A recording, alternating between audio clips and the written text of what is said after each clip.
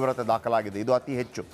ಸಾಧಾರಣವಾಗಿ ಎಲ್ಲಾದರೂ ಈ ಥರ ಆದಾಗ 2.3, 4 ಮ್ಯಾಕ್ಸಿಮಮ್ 4 ಬಂದರೂ ಕೂಡ ಭಾಳ ಡೇಂಜರ್. ಇದು 7.4 ರಿಕ್ಟರ್ ಮಾಪಕದಲ್ಲಿ ದಾಖಲಾಗಿರುವಂಥದ್ದು. ಇದು ಸುನಾಮಿ ಬರುವುದಕ್ಕಿಂತ ಮೊದಲು ಏನಾದರೂ ಆಗಿದೆಯಾ ಅಂಥೇಳಿ. ಯಾಕಂದರೆ ಅವತ್ತು ಸುನಾಮಿ ಬಂದಾಗಲೂ ಕೂಡ ಸಮುದ್ರದಲ್ಲಿ ಒಂದು ಭೂಕಂಪ ಆಗುತ್ತೆ ಅಂತ. ಸಮುದ್ರದಲ್ಲಿ ಹೆಂಗೆ ಅಂತಂದರೆ ಈಗ ಸಮುದ್ರದಲ್ಲಿ ಭೂಕಂಪ ಆಯಿತು ಅಂತ ಇಟ್ಕೊಳ್ಳಿ. ಒಂದೋ ಭೂಕಂಪ ಆಗೋದಂದ್ರೆ ಏನು, ಒಂದೋ ತಳಭಾಗದಲ್ಲಿರುವಂಥ ಮಣ್ಣು ಈ ರೀತಿ ಡಿವೈಡ್ ಆಗುತ್ತೆ, ಅಥವಾ ಮಣ್ಣು ಘರ್ಷಣೆಯಿಂದಾಗಿ ಮೇಲಕ್ಕೆ ಬರುತ್ತೆ. ಸಮುದ್ರದಲ್ಲಿ ಈ ರೀತಿ ಆದಾಗ ಏನಾಗುತ್ತೆ, ಫಾರ್ ಎಕ್ಸಾಂಪಲ್ ಸುನಾಮಿ ಅಂದರೆ ಸುನಾಮಿ ಎಚ್ಚರಿಕೆಯನ್ನು ಕೊಟ್ಟಿದ್ದಾರೆ. ಈಗ ಸಮುದ್ರದಲ್ಲಿ ಆಯಿತು ಅಂತ ಇಟ್ಕೊಳ್ಳಿ, ಭೂಕಂಪ ಆಗಿ ಒಂದು ಬಿರುಕು ಆಯಿತು ಅಂತ ಇಟ್ಕೊಳ್ಳಿ. ಆ ದೊಡ್ಡ ಬಿರುಕುಂಟಾದಾಗ ಆ ಸಮುದ್ರದಲ್ಲಿ ನೀರೆಲ್ಲ ಒಳಗೋಗುತ್ತೆ. ಒಳಗೋದಾಗ ಒಂದು ರೀತಿಯಲ್ಲಿ ಅಲ್ಲೋಲ ಕಲ್ಲೋಲ ಆಗುತ್ತೆ, ನಂಬರ್ 1. ಎರಡನೇದು ಬೆಟ್ಟದ ಥರ ಮೇಲಕ್ಕೆ ಎದ್ದಾಗ ಅಂದರೆ ಘರ್ಷಣೆಯಿಂದಾಗಿ ಆಗ ನೀರು ಅಲ್ಲೋಲ ಕಲ್ಲೋಲ ಆಗುತ್ತೆ, ಅದು ಹೊರಗೆ ಬರುತ್ತೆ. ಸುನಾಮಿ ಆಗಿರುವಂಥದ್ದು ಆ ರೀತಿ. ನೋಡಿ, ಎಲ್ಲರೂ ಗಮನಿಸ್ತಾ ಇದ್ದೀರಿ, ದೃಶ್ಯಾವಳಿಗೆ ತೋರಿಸ್ತಾ ಇದ್ದೀನಿ. ನೋಡಿ ಯಾವ ರೀತಿ ಕಾರು ತಲ್ಲಣಕ್ಕೆ ಒಳಗಾಯಿತು. ನೋಡಿ, ಕಾರ್ ಶೇಕ್ ಆಗ್ತಾ ಇದೆ. ಇದು ಜಪಾನ್ನ ದೃಶ್ಯ, ಎಕ್ಸ್ಕ್ಲೂಸಿವ್ ದೃಶ್ಯ. ಹೇಗೆ ಕಾರು ಶೇಕ್ ಆಗ್ತಾ ಇದೆ.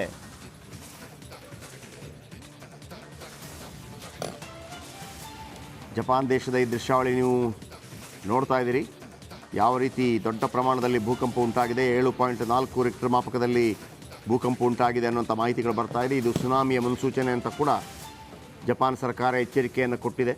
ನೋಡಿ, ಇಲ್ಲಿ ಬಿಲ್ಡಿಂಗ್ಗಳೆಲ್ಲ ನೀವು ನೋಡಿದ್ರಲ್ಲ, ಇದನ್ನೆಲ್ಲ ತುಂಬ ಕಾಸ್ಟ್ಲಿಯಾಗಿ ಅವರು ಕಟ್ಟಲ್ಲ. ಕಾಸ್ಟ್ಲಿ ಯಾಕಂದರೆ ಭೂಕಂಪ ಒಂದು ಸಲ ನೀವು ಗಮನಿಸಬೇಕು. ಈ ಓವರ್ ಬ್ರಿಡ್ಜ್ ಇರುತ್ತಲ್ಲ, ಅಂದರೆ ಫ್ಲೈಓವರ್ಗಳು ನೋಡಿ, ಇಲ್ಲೊಂದು ಫ್ಲೈಓವರ್ ಕಾಣ್ತಾ ಇದೆಯಲ್ಲ, ಇಡೀ ಫ್ಲೈಓವರ್ ಕಂಬ ಎಲ್ಲ ಒಂದು ರೀತಿಯಲ್ಲಿ ನಾಯಿ ಕೊಡೆ ಥರ ಬಿದ್ದಿತ್ತು. ನನ್ನ ಕಲೀಗ್ ನಾಗೇಂದ್ರ ಇದರ ಬಗ್ಗೆ ಹೆಚ್ಚಿನ ಮಾಹಿತಿ ಕೊಡ್ತಾರೆ. Yes, over to you Nagendra. Jayaprakash Shetty, ನೋಡಿ, ಜಪಾನ್ ಅಂತ ಬಂದಾಗ ಪ್ರಮುಖವಾಗಿ ಅಲ್ಲಿನ ಪರಿಸ್ಥಿತಿ ಈ ಹಿಂದೆ ಏನಾಗಿತ್ತು, ಯುದ್ಧದ ಸಂದರ್ಭದಲ್ಲಿ ಅಣುಬಾಂಬ್ನ ಪ್ರಯೋಗವಾಗಿತ್ತು, ಪರಮಾಣು ಬಾಂಬ್ನ ಪ್ರಯೋಗಗಳೆಲ್ಲವೂ ಕೂಡ ಆಗಿತ್ತು. ಈಗ ಒಂದು ಎಚ್ಚರಿಕೆ ಸಂದೇಶ ರವಾನೆ ಆಗಿರುವಂಥದ್ದು, ಪ್ರಮುಖವಾಗಿ ಸುನಾಮಿಯ ಎಚ್ಚರಿಕೆಯನ್ನು ಕೊಡಲಾಗಿದೆ. ಜಯಪ್ರಕಾಶ್, ನೋಡಿ, ನಾನೊಂದು ವಿಜುವಲ್ಸ್ ತೋರಿಸ್ತೀನಿ. ನೋಡಿ, ಇಲ್ಲಿ ಫೋಟೋವನ್ನು ಹಾಕಲಾಗಿದೆ. ಇಲ್ಲಿ ನೋಡಿ, ಎಪಿಕ್ ಸೆಂಟರ್ ಈ ಭಾಗದಲ್ಲಿ, ಜಪಾನ್ನ ಟೋಕಿಯೋ ಅನ್ನುವ ಈ ಭಾಗದಲ್ಲಿ 7.6 ಎಪಿಕ್ ಸೆಂಟರ್ ಇಲ್ಲಿ ಆಗಿರುವಂಥದ್ದು ಪ್ರಮುಖವಾಗಿ. ಜೊತೆಗೆ ಬಹಳಷ್ಟು ಜಾಗದಲ್ಲಿಯೂ ಕೂಡ 7.3 ಪಾಯಿಂಟ್ನಷ್ಟು ಅರ್ಥಕ್ವೇಕ್ ಆಗಿದೆ ಅನ್ನುವ ಮಾಹಿತಿ ಈಗ ಲಭ್ಯವಾಗ್ತಾ ಇದೆ. ಯಾವಾಗ ಈ ಭೂಕಂಪ ಸಂಭವಿಸಿದೆ ನೋಡಿ, ಹೊಸ ವರ್ಷದ ಸಂಭ್ರಮಾಚರಣೆಯಲ್ಲಿದ್ದಂಥ ಜಪಾನ್ಗೆ ಈಗ ಸುನಾಮಿಯ ಆತಂಕ ಎದುರಾಗಿರುವಂಥದ್ದು. ಯಾವುದೇ ಕ್ಷಣದಲ್ಲೂ ಬೇಕಾದರೂ ಕೂಡ ಜಪಾನಲ್ಲಿ ಸುನಾಮಿ ಬಂದು ಅಪ್ಪಳಿಸುವ ಸಾಧ್ಯತೆಗಳು ಇದೆ ಅನ್ನುವ ಎಚ್ಚರಿಕೆಯನ್ನು ಕೊಡಲಾಗ್ತಾ ಇದೆ. ನೋಡಿ, ಪ್ರಮುಖವಾಗಿ ಅಲ್ಲಿನ ಸರ್ಕಾರ ಅಪ್ಡೇಟ್ ಅನ್ನ ಮಾಡ್ತಾ ಇದೆ, ಸುನಾಮಿ ವಾರ್ನಿಂಗ್ ಅನ್ನ ಕೊಡ್ತಾ ಇರುವಂಥದ್ದು. ನೋಡಿ, ಪ್ರಮುಖವಾಗಿ ಮ್ಯಾಗ್ನಿಟ್ಯೂಡ್ 7.3 ನಾರ್ದರ್ನ್ ಜಪಾನ್, ಜೊತೆಗೆ ಅಲ್ಲಿನ ಪ್ರಮುಖವಾಗಿ ಮಿಯಾಗಿ ಅಂಡ್ ಫುಕುಶಿಮಾ ಸುನಾಮಿ ಇಲ್ಲಿ ಭಾಗದಲ್ಲಿ ಅಡ್ವೈಸರಿ ಕೊಟ್ಟಿರುವಂಥದ್ದು. ಈ ಭಾಗದಲ್ಲಿ ಸುನಾಮಿಯ ಎಚ್ಚರಿಕೆ ಇರುವಂಥ ಹಿನ್ನೆಲೆಯಲ್ಲಿ ಅಲ್ಲಿನ ಜನರನ್ನ ಬೇರೆ ಕಡೆಗೆ ಶಿಫ್ಟ್ ಮಾಡುವಂಥ ಕೆಲಸಗಳನ್ನ ಮಾಡಲಾಗ್ತಾ ಇದೆ. ಜಯಪ್ರಕಾಶ್ ಶೆಟ್ಟಿ, ನೋಡಿ, ಇಲ್ಲೊಂದು ಮೆಟ್ರೋದಲ್ಲಿ ಒಬ್ಬರು ದೃಶ್ಯಾವಳಿಯನ್ನ ಕೂಡ ತಗೊಂಡಿದ್ದಾರೆ. ಅಲ್ಲಿ ಅರ್ಥಕ್ವೇಕ್ ಆಗ್ತಾ ಅಂದರೆ ಭೂಕಂಪ ಸಂಭವಿಸ್ತಾ ಇದ್ದಂತೆ ಸಾಕಷ್ಟು ಹಾನಿಗಳಾಗಿರುವಂಥ ದೃಶ್ಯಾವಳಿಯನ್ನ ಒಂದಷ್ಟು ಜನ ಅಲ್ಲಿನ ತಮ್ಮ ಸೋಷಿಯಲ್ ಮೀಡಿಯಾಗಳಲ್ಲಿ ಅಪ್ಲೋಡ್ ಅನ್ನ ಮಾಡ್ತಿದ್ದಾರೆ. ನಿಜಕ್ಕೂ ಕೂಡ ಇದು ಆತಂಕಕಾರಿಯ ವಿಚಾರ. ಜಪಾನಲ್ಲಿ ಯಾವುದೇ ಕ್ಷಣದಲ್ಲೂ ಬೇಕಾದರೂ ಕೂಡ ಸುನಾಮಿ ಬಂದು ಅಪ್ಪಳಿಸುವಂತ ಸಾಧ್ಯತೆಗಳು ಕಂಡು ಬರ್ತಾ ಇದೆ. ಅಲ್ಲಿನ ಸರ್ಕಾರ ಕೂಡ ಹೈ ಅಲರ್ಟ್ ಅನ್ನ ಘೋಷಣೆ ಮಾಡಲಾಗಿದೆ. ನೋಡಿ, ಈ ಒಂದು ಇಂಟು ಮಾರ್ಕ್ ಏನ್ ಕಾಣ್ತದೆ, ಆ ಭಾಗದಲ್ಲಿ 7.3 ಅಷ್ಟು ಅಲ್ಲಿ ಭೂಕಂಪ ಸಂಭವಿಸಿರುವಂಥದ್ದು ಮ್ಯಾಗ್ನಿಟ್ಯೂಡ್.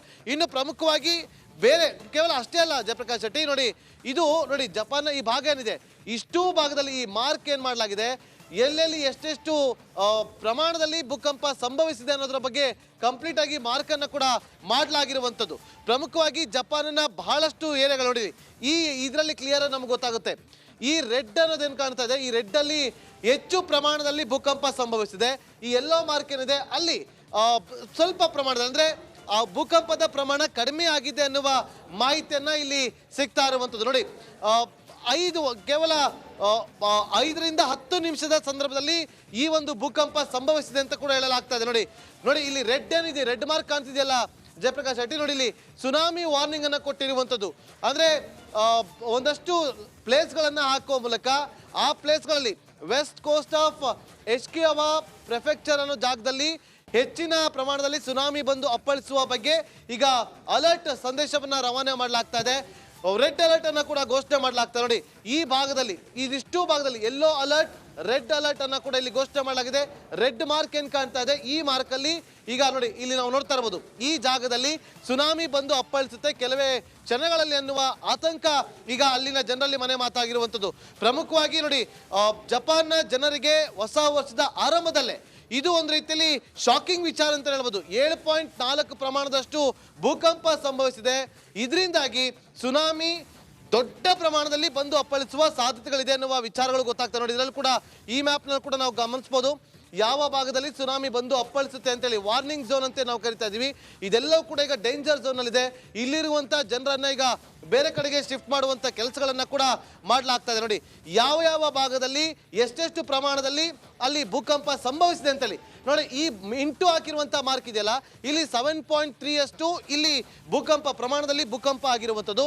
ಬೇರೆ ಬೇರೆ ಜಾಗದಲ್ಲಿ, ಕೇವಲ ಒಂದು ಜಾಗದಲ್ಲಿ ಅಷ್ಟೇ ಅಲ್ಲ ಜಯಪ್ರಕಾಶ್, ನೋಡಿ ಜಪಾನ್ನ ಬಹುತೇಕ ಭಾಗಗಳಲ್ಲಿ ಇವತ್ತು ಈ ಒಂದು ಭೂಕಂಪ ಸಂಭವಿಸಿರುವಂಥದ್ದು. ಅದರಲ್ಲೂ ಸುಮಾರು 10ಕ್ಕೂ ಹೆಚ್ಚು ಪ್ರದೇಶಗಳಲ್ಲಿ, ಅಲ್ಲಿನ ನಗರಗಳಲ್ಲಿ 5ಕ್ಕಿಂತ ಹೆಚ್ಚು ಪ್ರಮಾಣದಲ್ಲಿ ಭೂಕಂಪ ಸಂಭವಿಸಿದೆ. ಒಂದು ಜಾಗದಲ್ಲಿ ಮಾತ್ರ 7.3, ಇದು ಈ ಒಂದು ಜಾಗದಲ್ಲಿ ಅಂತೇಳಿ ಈಗ ಗುರುತಿಸಲಾಗ್ತಾ ಇದೆ. ಸೊ ಪ್ರಮುಖವಾಗಿ ಯಾವುದೇ ಕ್ಷಣದಲ್ಲೂ ಬೇಕಾದರೂ ಕೂಡ ನೋಡಿ ಇಲ್ಲೊಂದು ಮೇಜರ್ ಸುನಾಮಿ ವಾರ್ನಿಂಗ್ ಅನ್ನ ಕೊಡಲಾಗ್ತಾ ಇದೆ. ಮೇಜರ್ ಸುನಾಮಿ ವಾರ್ನಿಂಗ್ ಅನ್ನ ಕೊಡಲಾಗ್ತಾ ಇದ್ದು ಸಾಕಷ್ಟು ಜನ ಈಗ ಆತಂಕದಲ್ಲಿ ಇರುವಂತದ್ದು. ಯಾವುದೇ ಕ್ಷಣದಲ್ಲಿ ಜಪಾನ್ ಅಲ್ಲಿ ಏನು ಬೇಕಾದ್ರೂ ಆಗುವಂತ ಆತಂಕ ಎದುರಾಗಿದೆ. ಜಯಪ್ರಕಾಶ್. ಥ್ಯಾಂಕ್ ಯು ನಿಮ್ಮೆಲ್ಲ ಮಾಹಿತಿಗಾಗಿ. 7.4 ತೀವ್ರತೆ ನೋಡಿ ಯಾವ ರೀತಿ ಶೇಕ್ ಆಗ್ತಾ ಇದೆ ಅಲ್ಲಿ ಅಂತ.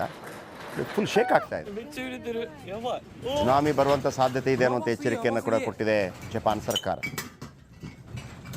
ಓಕೆ, ಆಮೇಲೆ ನಾನು ಮೊದಲೇ ಹೇಳಿದೆ, ಅಲ್ಲಿ ಮನೆಗಳನ್ನೆಲ್ಲ ಈ ನಮ್ಮಲ್ಲೆಲ್ಲ ಕಟ್ತಾರಲ್ವ, ಆ ಥರ ಕಟ್ಟೋದಿಲ್ಲ. ಅವ್ರಿಗೆ ಗೊತ್ತಿದೆ ಒಂದಲ್ಲ ಒಂದು ರೀತಿಯಲ್ಲಿ ಈ ರೀತಿ ಆಗುತ್ತೆ ಅಂತೇಳಿ. ಪಶ್ಚಿಮ ಜಪಾನ್ನಲ್ಲಿ ಸುನಾಮಿ ಅಬ್ಬರ 7.4 ರಿಕ್ಟರ್ ಮಾಪಕದಲ್ಲಿ 3 ಮೀಟರ್ ಎತ್ತರಕ್ಕೆ ಅಪ್ಪಳಿಸ್ತಾ ಇರುವಂಥ ಅಲೆಗಳು. ನೋಡಿ ಪಶ್ಚಿಮ ಜಪಾನ್ನಲ್ಲಿ ಕೆಲವೇ ಕ್ಷಣಗಳಲ್ಲಿ ಆ ದೃಶ್ಯಾವಳಿ ತೋರಿಸ್ತೀನಿ. 3 ಮೀಟರ್ ಎತ್ತರಕ್ಕೆ ಅಪ್ಪಳಿಸ್ತಾ ಇದೆ. ಜಪಾನ್ನಲ್ಲಿ 7.6 ತೀವ್ರತೆ ದಾಖಲಾಗಿದೆ ಭೂಕಂಪ. ಸುನಾಮಿ ಅಂತಂದರೆ ಈಗ ಸಮುದ್ರದ ಕೆಳಭಾಗದ ಭೂಮಿಯಲ್ಲಿ ಉಂಟಾಗುವಂತಹ ಭೂಕಂಪನ. ಆಗೇನಾಗುತ್ತೆ, ಒಂದು ವೇಳೆ ನೋಡಿ ಈಗ ದೃಶ್ಯಾವಳಿ ತೋರಿಸ್ತೀನಿ ನಿಮಗೆ, ದೃಶ್ಯಾವಳಿ ತೋರಿಸ್ತಾ ಇದ್ದೀನಿ. 駅ぶっ壊れるじゃん。駅落ちるって。ただいま強い地震が発生しております。ただいま強い地震が発生しております。落ち着いて行動。ನೋಡಿ ದೃಶ್ಯಾವಳಿ ನೀವು ನೋಡ್ಬೋದು. 放送にてお知らせいたします。 ನೋಡಿ ನೀರು ಯಾವ ರೀತಿ ನೀರು ನೋಡಿ ನೋಡಿ ನೋಡಿ ನೋಡಿ. 放送にてお知らせをいたします。やば。 3 ಮೀಟರ್ನಷ್ಟು ಎತ್ತರಕ್ಕೆ ಅಲೆಗಳು ಅಪ್ಪಳಿಸ್ತಾ ಇದೆಯಂತೆ. ನಿಮ್ಗೆ ಗೊತ್ತಿರ್ಬೋದು, ಸುನಾಮಿ ಬಂದಾಗ ಕೂಡ ಇದೇ ಥರ ಆಗಿತ್ತು 2004ರ ಸಂದರ್ಭದಲ್ಲಿ. ದೊಡ್ಡ ಪ್ರಮಾಣದಲ್ಲಿ ಹಾನಿ ಕೂಡ ಆಗಿತ್ತು. ಈಗ ಇಲ್ಲಿ ಸಾಧಾರಣವಾಗಿ ಇಂಥ ಭೂಕಂಪನ ಕಾಮನ್.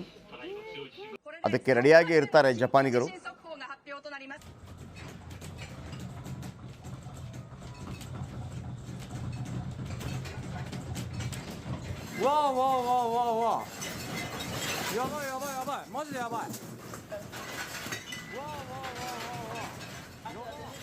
ಗಮನಿಸಿದ್ವಿ, ಅತಿ ಭಾರಿ ಪ್ರಮಾಣದಲ್ಲಿ ಭೂಕಂಪನ ಆದ ಸಂದರ್ಭದಲ್ಲಿ ಸಮುದ್ರದ ಕಿನಾರಿಯಲ್ಲಿರುವ ಭೂಮಿಗೆ ಸಹಜವಾಗಿ ಸುನಾಮಿಯ ಆತಂಕ ಇರುತ್ತೆ. ಅದರಲ್ಲೂ 7.6ರ ತೀವ್ರತೆಯಲ್ಲಿ ಭೂಮಿ ಕಂಪಿಸಿರೋದ್ರಿಂದ ಸುನಾಮಿ ಆಗಬಹುದು ಅನ್ನೋ ಎಚ್ಚರಿಕೆಯನ್ನ ಸ್ಥಳೀಯ ಇಲಾಖೆಗಳು ಮಾಹಿತಿಯನ್ನ ಹಾಗೆ ಎಚ್ಚರಿಕೆಯನ್ನ ನೀಡ್ತಾ ಇರೋದು. ಜಪಾನ್ನ ಪಶ್ಚಿಮ ಭಾಗದಲ್ಲಿ ಪ್ರಮುಖವಾಗಿ ಪ್ರಬಲವಾದ ಭೂಕಂಪನ ಆಗಿದೆ. ಭೂಕಂಪನದ ಪರಿಣಾಮಗಳು ಯಾವ ರೀತಿ ಇದೆ ಅನ್ನೋದಕ್ಕೆ ಸೆರೆ ಸಿಕ್ಕಿರುವ ಈ ದೃಶ್ಯಗಳು ಸಾಕ್ಷಿಯಾಗಿ ನಿಲ್ತಾ ಇದೆ. ಜಪಾನ್ನಲ್ಲಿ ಭೂಕಂಪನ ಅನ್ನೋದು ಆಗಿಂದಾಗೆ ಆಯಾ ಪ್ರದೇಶವಾರು ಆಗ್ತಲೇ ಇರುತ್ತೆ. ಆದರೆ ಕಂಪನದ ಪ್ರಮಾಣ, ಅದರ ಮೇಲೆ ಅದರ ತೀವ್ರತೆ, ಅದರ ಪರಿಣಾಮಗಳು ಎಷ್ಟರ ಮಟ್ಟಿಗೆ ಆಗುತ್ತೆ ಅನ್ನೋದು ನಿರ್ಧಾರಿತವಾಗಿರುತ್ತೆ. ಈಗ 7.6ರ ತೀವ್ರತೆಯಲ್ಲಿ ಭೂಮಿ ಕಂಪಿಸಿದೆ. ಹೀಗಾಗೇನೆ ಹೇಳಿ ಕೇಳಿ ದ್ವೀಪ ರಾಷ್ಟ್ರ ಜಪಾನ್ ಸುತ್ತಲೂ ಕೂಡ ಸಮುದ್ರದ ನೀರಿನಿಂದ ಆವೃತವಾಗಿರೋದು. ಹೀಗಾಗಿ ಸುನಾಮಿ ಆಗುವ ಭೀತಿ, ಹಾಗೆ ಸಮುದ್ರದ ಅಲೆಗಳ ಎತ್ತರ ಮತ್ತಷ್ಟು ಹೆಚ್ಚಾಗುವ ಆತಂಕ.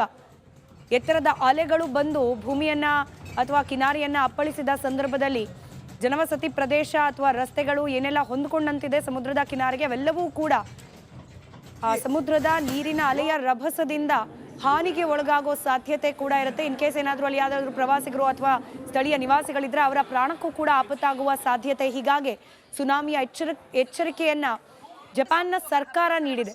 ಹಾಗೆ ಯಾವ ಪ್ರಮಾಣದಲ್ಲಿ ಭೂಮಿ ಕಂಪಿಸಿದೆ, ಅದರ ಪರಿಣಾಮಗಳು ಯಾವ ರೀತಿ ಇತ್ತು ಅನ್ನೋದಕ್ಕೆ ಈ ದೃಶ್ಯಗಳು ನೀವೇನು ಗಮನಿಸ್ತಾ ಇದ್ದೀರಿ ರಿಪಬ್ಲಿಕ್ ಕನ್ನಡದ ಸ್ಕ್ರೀನ್ನಲ್ಲಿ, ಇದು ಸಾಕ್ಷಿಯಾಗಿ ನಿಲ್ತಾ ಇದೆ.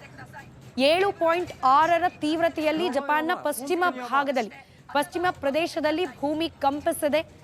ಆ ಭಾಗದ ಜನರು ಸುರಕ್ಷಿತ ಸ್ಥಳಗಳಿಗೆ ತೆರಳುವಂತೆ ಸೂಚನೆಯನ್ನ ಕೂಡ ನೀಡಲಾಗಿದೆ. ಹಾಗೆ ಸುನಾಮಿ ಆಗುವ ಭೀತಿ ಕೂಡ ನೀವು ದೃಶ್ಯದಲ್ಲಿ ಗಮನಿಸ್ತಾ ಇದ್ರಿ ನೋಡಿ. ಭೂಮಿ ಕಂಪಿಸಿದ ಪರಿಣಾಮ ಅಲ್ಲಿರುವ ನೀರಿನಲ್ಲಿ ಅಲೆ ಹಾಗೆ ಡಿಸ್ಟರ್ಬೆನ್ಸ್ ಕ್ರಿಯೇಟ್ ಆಗಿರೋ. ಹೀಗಾಗಿ ಈ ರೀತಿಯ ನದಿ ಪಾತ್ರ ಅಥವಾ ಸಮುದ್ರದ ಕಿನಾರೆಯ ಪಕ್ಕದಲ್ಲಿರುವ ಜನರನ್ನ ಎಚ್ಚರಿಕೆಯಿಂದ ಇರುವಂತೆ ಸೂಚನೆಯನ್ನ ನೀಡಲಾಗಿದೆ. ಜಪಾನ್ನ ಸರ್ಕಾರ ಹೈ ಅಲರ್ಟ್ ಅನ್ನ ಕೂಡ ಘೋಷಿಸಿದೆ. ಪದೇ ಪದೇ ಭೂಕಂಪನ ಆಗೋದು ಜಪಾನ್ನಲ್ಲಿ ಸಾಮಾನ್ಯ, ಆದ್ರೆ ತೀವ್ರತೆ ನಾವು ಗಮನಿಸಬೇಕು. 7.6ರ ತೀವ್ರತೆ. ಸಾಮಾನ್ಯವಾಗಿ ದೆಹಲಿ ಭಾಗದಲ್ಲಿ ಅಥವಾ ಹಿಮಾಲಯನ್ ರೀಜನ್ ನಲ್ಲಿ ಭೂಮಿ ಕಂಪಿಸಿದ ಸಂದರ್ಭದಲ್ಲಿ ನಾವು ಗಮನಿಸ್ತೀವಿ 4 ಅಥವಾ 5 ಆ ಪ್ರಮಾಣದಲ್ಲಿ ಭೂಮಿ ಕಂಪಿಸಿದಾಗ್ಲೇನೆ ಅದರ ಪರಿಣಾಮಗಳು ಕಾಣಲಿಕ್ಕೆ ಸಿಗುವಂಥದ್ದು. ಆದರೆ ಜಪಾನ್ನಲ್ಲಿ ಈಗ ಸಂಭವಿಸಿರೋದು 7.6ರ ತೀವ್ರತೆ. ರಿಕ್ಟರ್ ಮಾಪಕದಲ್ಲಿ ದಾಖಲಾಗಿರುವಂತೆ ಪ್ರಬಲ ಭೂಕಂಪನ ಜಪಾನ್ನಲ್ಲಿ ಸಂಭವಿಸಿದೆ. ಅದರ ಪರಿಣಾಮ ಯಾವ ರೀತಿಯಾಗಿ ಆಗಿದೆ ಅನ್ನೋದನ್ನ ಗಮನಿಸ್ತಾ ಇದ್ರಿ. ಜನ ಎಲ್ಲರೂ ಕೂಡ ಭಯಭೀತರಾಗಿ ರಸ್ತೆಗೆ ಬಂದಿದ್ದಾರೆ, ಕಟ್ಟಡಗಳಿಂದ ಆಚೆಗೆ ಓಡ್ ಬಂದಿದ್ದಾರೆ. ಹಾಗೆ ರಸ್ತೆಗಳಲ್ಲಿ ಬಿರುಕು ಕಾಣಿಸ್ಕೊಂಡಿದೆ, ಮನೆ ಹಾಗೆ ಇತರೆ ಕಟ್ಟಡಗಳಲ್ಲಿ ಬಿರುಕು ಕಾಣಿಸ್ಕೊಂಡಿದೆ. ಇದ್ದ ವಸ್ತುಗಳೆಲ್ಲವೂ ಕೂಡ ಚೆಲ್ಲಾಪಿಲ್ಲಿಯಾಗಿ ಬಿದ್ದಿದೆ. ಸಹಜವಾಗಿ ಜನರಲ್ಲಿ ಆತಂಕ. ಮತ್ತೆಲ್ಲಿ ಇದೇ ರೀತಿಯಲ್ಲಿ ಭೂಕಂಪನ ರಿಪೀಟ್ ಆಗುತ್ತೋ ಅಂತ ಹೇಳಿ ಎಲ್ಲರೂ ತಾವಿದ್ದ ಕಟ್ಟಡದಿಂದ ಹೊರಗೆ ಓಡ್ ಬಂದಿದ್ದಾರೆ. ಹಾಗೆ ಎಲ್ಲೆಲ್ಲಿ ಜಲ ಮೂಲಗಳಿದೆ, ಸಮುದ್ರ ಅಥವಾ ನದಿ ಇದೆ, ಅಲ್ಲೆಲ್ಲ ಕೂಡ ಅಲೆಗಳ ತೀವ್ರತೆ, ಅಲೆಗಳ ಎತ್ತರ ಹೆಚ್ಚಾಗೋ ಸಹಜ ಆತಂಕ. ಹೀಗಾಗಿ ಅವರೆಲ್ಲರೂ ಕೂಡ ಸುರಕ್ಷಿತ ಜಾಗಕ್ಕೆ ತೆರಳುವಂತೆ ಸೂಚನೆಯನ್ನ ನೀಡಲಾಗಿದೆ. ನೀವು ದೃಶ್ಯದಲ್ಲಿ ಗಮನಿಸ್ತಾ ಇರೋದು ಜಪಾನ್ನ ಪಶ್ಚಿಮ ಭಾಗದಲ್ಲಿರುವಂತಹ ಸೂಪರ್ ಮಾರ್ಕೆಟ್ ಒಂದರ ದೃಶ್ಯ. ಅಲ್ಲಿದ್ದ ಎಲ್ಲಾ ವಸ್ತುಗಳು ಕೂಡ ನೆಲಕ್ಕೆ ಬಿದ್ದಿದೆ, ಚೆಲ್ಲಾಪಿಲ್ಲಿಯಾಗಿ ಹೋಗಿದೆ. ಆ ಪ್ರಮಾಣದಲ್ಲಿ ಭೂಮಿ ಕಂಪಿಸಿರೋದು. ಕ್ಷಣ ಮಾತ್ರದಲ್ಲಿ ಭೂಮಿ ಕಂಪಿಸಿದ ಅನುಭವ ಆದ ತಕ್ಷಣಕ್ಕೆ ಅಲ್ಲಿದ್ದ ಜನರೆಲ್ಲರೂ ಕೂಡ ಸೂಪರ್ ಮಾರ್ಕೆಟ್ನಿಂದ ಆಚೆಗೆ ಬಂದಿದ್ದಾರೆ. ರಸ್ತೆಯಲ್ಲಿ ಕುಳಿತುಕೊಂಡು ಮುಂದೇನಾಗಬಹುದು ಅಂತ ಹೇಳಿ ಆತಂಕದಲ್ಲಿ ಕಾಲ ಕಳೀತಿದ್ದಾರೆ. ತಮ್ಮ ನೆರವಿಗೆ ಯಾವುದಾದ್ರೂ ಸ್ಥಳೀಯ ಅಧಿಕಾರಿಗಳು ಅಥವಾ ಸರ್ಕಾರದ ಪ್ರತಿನಿಧಿಗಳು ಆಗಮಿಸಬಹುದಾ, ಪರ್ಯಾಯ ವ್ಯವಸ್ಥೆಗಳೇನು, ಎಲ್ಗೆ ಹೋಗೋದು, ಹೇಗಿರೋದು ಸುರಕ್ಷಿತವಾಗಿ ರೀತಿಯಾಗಿ ಆತಂಕ ಭರಿತರಾಗಿ ಜನ